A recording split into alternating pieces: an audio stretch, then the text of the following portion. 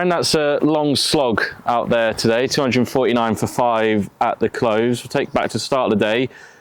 You said in the team talk beforehand that Sussex weren't going to roll over and they're able to stick around for about 40 minutes this morning. Yeah, it's, that's the way the game's going. Tail enders, they spend all their time bloody batting instead of bowling. So, hats off. They played really well, and the young man making 130 or whatever, 140 not out. Just another great English youngster coming through the ranks, and if you're an England fan, you'd be pretty excited. I'm trying to be an England fan. I'm doing my best, but no. In all honesty, it is good to see young players getting opportunities and making big runs, and the game is in a healthy state. How was the mood in the dressing room after we got Sussex all out for 360? Did you guys feel that was around par? Did you feel like there was something there that you could maybe exploit later on? Oh, of course, we'll look back and the missed opportunities, of course we're going to kick ourselves for those, but it's a flat wicket, and 360 we've seen here at the Riverside. If you bat big, you can go past and have a few up your sleeve. So, that's obviously was the goal. It still is the goal. Wicket in the last over obviously leaves you with a bit of taste in your mouth for the end of the day, but I think we can still control the game because, I think we've got a lot of batting to come. All of the batters got starts today. Emilio Gay jumping up to partner Alex Lees, Will Rhodes jumping up to 3.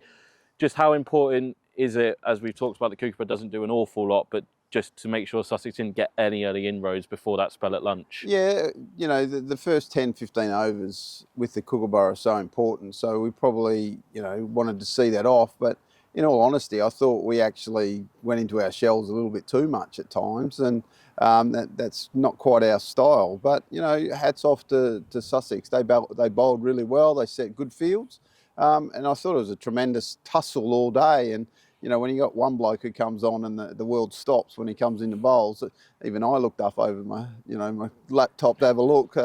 It's pretty exciting stuff on day 2 of a county match. Looking at that pitch, Ollie Robinson kind of came in and added that little bit of spark, that little bit of impetus, really kind of made it look a little bit of an easier pitch, or maybe to start on as compared to the others. Just what did you like seeing from him? Well, he had the intent to score. I think it's one of those pitches that, it is, if you just bowl straight, it can be hard to score, and, the fields are quite defensive, but you'd still need to find a way. And I think once he put the bowler under a bit of pressure, then you saw a few loose balls coming his way. So, look, that start, I thought Colin Ackerman was good, and I thought Graham Clark straight away looked like he wanted to score, and that's the way he goes about it. So, I think that's good lessons for us going into tomorrow. For, like I say, our back end generally is quite strong. So we're going to have to battle the new ball in the morning, and then hopefully we can push on. 10th first class 50 in Durham colours for Ackers. He's bounced around between 4 and 6 this year when we've had Bedingham available and not.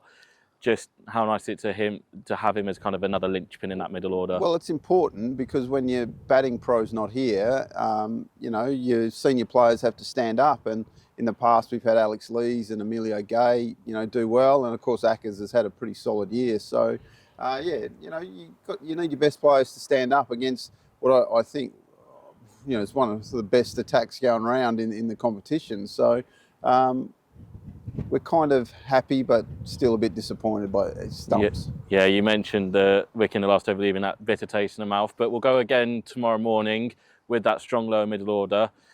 Bat once, bat long? Oh, of course, we have to score well, but we're not just going to take up time. We're still going to look to score as fast as we can, because you need to take 20 wickets to win a game of cricket. So I think, at the halfway point, both teams are probably pretty excited with where we're at. I think the game is set up for what could be a really, really exciting finish.